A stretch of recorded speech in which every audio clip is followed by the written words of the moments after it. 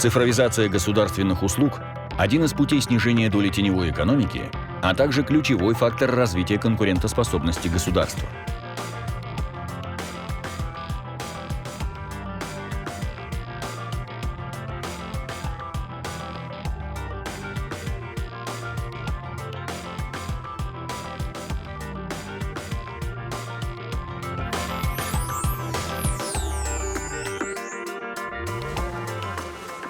Важным этапом является физическая маркировка товаров, направленная на защиту потребителя от контрафактной продукции и защиты рынка от нелегальной продукции и сокращение объема теневой экономики.